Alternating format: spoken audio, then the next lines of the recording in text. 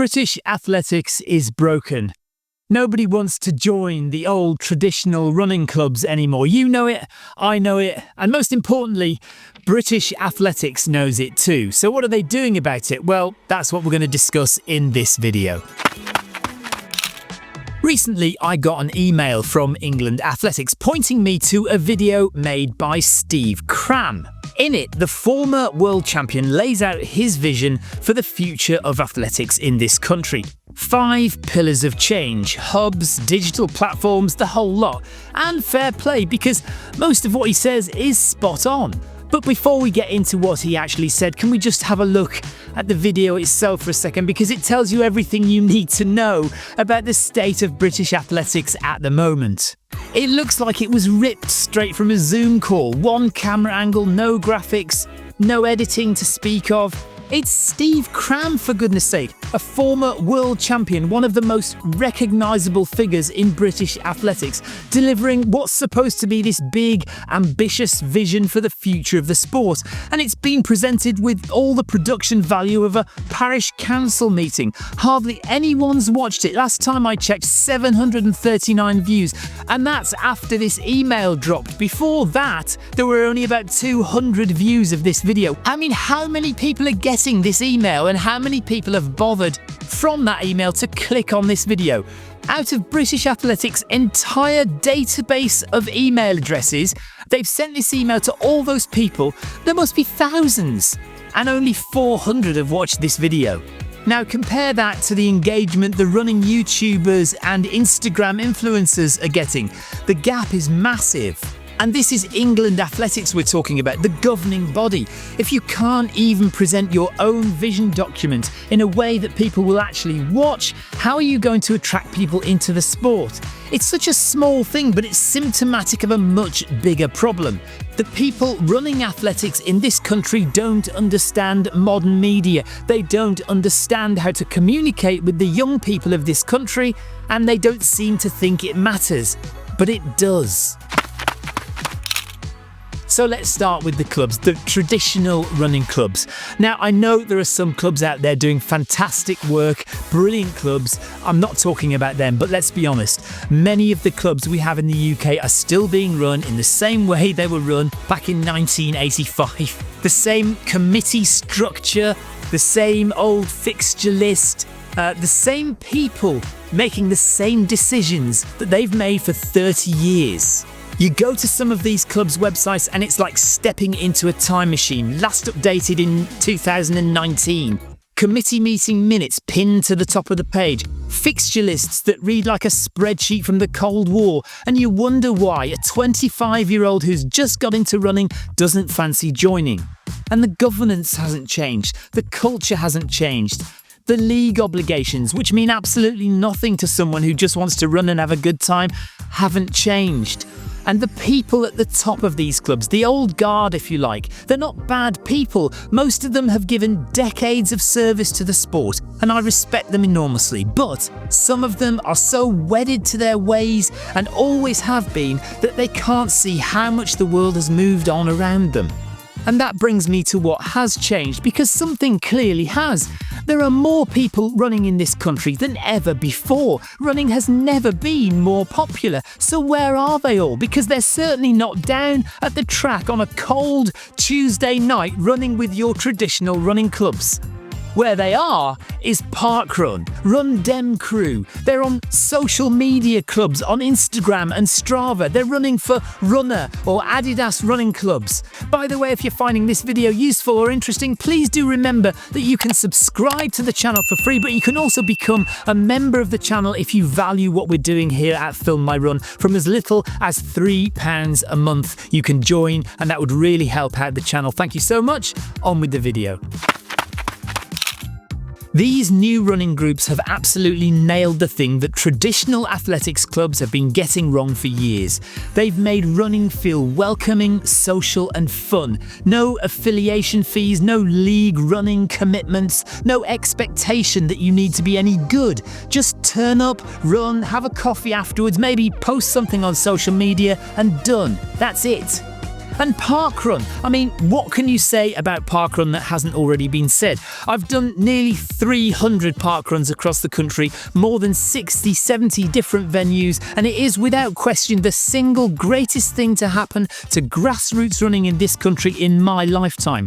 It's free, it's inclusive, it's everywhere. It doesn't care if you're running 16 minutes or walking around in 45. Everyone is welcome, everyone is celebrated, and it just works. But, and this is the big but, how do you then bridge the gap between somebody who's joined, say, Run Dem Crew or Track Mafia or something like that, one of these new running clubs where competition isn't necessarily the main reason that you've joined, but you are a talented athlete? How do we bridge the gap to get them to then go on to become a competitive athlete and somebody who could go on to be an Olympic runner? And this is where it gets complicated, because the traditional club system, for all its faults, is still the primary pathway into competitive athletics. Schools athletics, which used to be the other major entry point, has been decimated. PE departments just don't have the time, the equipment, or increasingly the expertise to run proper athletics anymore. So if a talented kid is going to get spotted and developed, it's almost certainly going to happen through a traditional club. But those clubs are hemorrhaging members. They're struggling to recruit coaches. They're fighting over dwindling facilities, and young people who might have joined them 10 or 15 years ago are now going to parkrun instead, or joining a social running club, or just running on their own with a Garmin and a Strava account. So where does the next Keely Hodgkinson come from? Where does the next Josh Kerr come from? That's a question that nobody has a comfortable answer to. Yes, the participation base is growing, but the competitive talent pipeline is shrinking, and they're going in completely different directions. So let's talk about something that perfectly illustrates how stuck in the past this sport is, and that's cross-country. In cross-country, women have traditionally run shorter distances than men, at club level, at county level, at national level. The South of England Championships, for example, men run 15k and women run 8k, nearly double the distance for men. And the argument from some very prominent figures in the sport, including Paula Radcliffe, Laura Muir, and a group of more than 20 elite British female athletes, is that this is fine. The women's distances work well as they are, they say. Changing them could actually put young women off the sport by making the races too long. Now, of course, I have the greatest of respect for every one of these athletes, and their performances speak for themselves, but they're wrong about this. In what other discipline do women run shorter distances than men? They don't do shorter parkruns, they don't run shorter marathons, they don't run shorter ultras. They don't only do 4 loops of the Barclay. And by the way, Jasmine Paris's performance at the 2024 Barclay Marathons is one of the single most inspiring female sporting performances of all time. Watch that and tell me women can't handle the distance. On roads, on the track, on trails and on the fells, men and women race the same distances. Cross-country is essentially the last holdout, and the justification for it, the reasons being put forward by these elite athletes, simply doesn't stack up. The argument that equalising the distances will drive young women away from the sport, where's the evidence for that? Because we actually have the opposite. Scotland equalised their national championship cross-country distances several years ago. Women went from 8k to 10k and men came down from 12k to 10k. And what happened? Participation continued to increase. World Athletics made the same change at the World Cross-Country Championships in 2017, and nothing went awry there. The Run Equal campaign has been pushing for this for years, and UKA reopened the consultation on it again in early 2025. It's still being debated, going round in circles while the rest of the sport moved on long ago. The sport of running and athletics in this country is clinging to outdated ideas, structures and traditions while the rest of the world moves on. Now let's touch briefly on Power of 10. Power of 10, for those who don't know, has been the UK's go-to athletics results database for years. It's an incredible resource. You can look up any athlete, any result, any performance going back decades. And if you've been to the Power of 10 website recently, you may have noticed it's had a bit of a facelift. And that's not necessarily a bad thing. The problem is that England Athletics have been reducing their funding of Power of 10 for years, so much so that the original owner, Tim Gross, has had to give up the project, and it's now potentially becoming a commercial enterprise. The plan might be to introduce subscription fees for access. Is that going to work? Well, most runners can get their results for free. Race organisers publish them, there are Strava logs. If you want to know your marathon time, you don't need to pay a monthly fee for it. The people who might pay for Power of 10 are the stats nerds, the data obsessives, the people who love diving into performance histories and rankings. And I'm one of those people. I get the appeal. I love my stats. But is that market big enough to sustain a commercial operation? Will everyone want to pay for Power of 10 if that is indeed what's going to happen?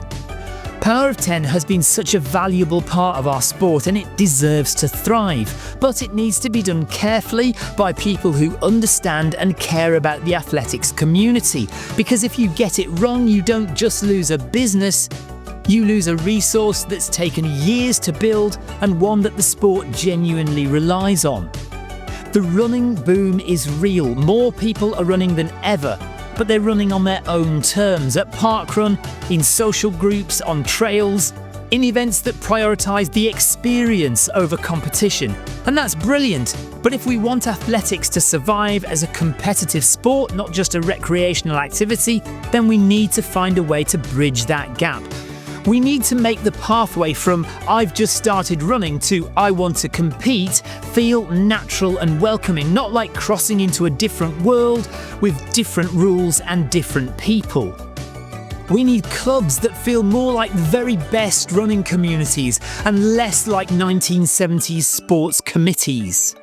We need competitions that excite people, not just the same league fixtures that haven't changed since before most of us were born. We need to treat men and women equally in every discipline, including cross-country, because it's 2026 and there's no defensible reason not to. And we need to be careful with the resources we have, like Power of 10, and make sure that in trying to move forward commercially, we don't lose what made them valuable in the first place. So where does that leave us? Well, go and watch the video with Steve Cram telling us what they think they've done wrong and what they hope to get right in the future. It's tedious, it's a terrible video, but it's worth watching simply because what he says is broadly right. They have been terrible at digital marketing over the years. They need to get better at that. But what really needs to happen is a cultural change. People at the top of the sport, and indeed at the grassroots of the sport, need to let go of the past. They need to let go of the way they've always done things and move into the modern age and accept that the sport has moved on and they need to move with it, or they will get even further left behind. Of course, I'd love to hear what you think, so do drop your thoughts in the comments below. Is your club out of touch? Is your club dying or is it thriving? What for you would bridge the gap between parkrun and the Olympics? Let me know down below and I'll see you at parkrun on the start line next time.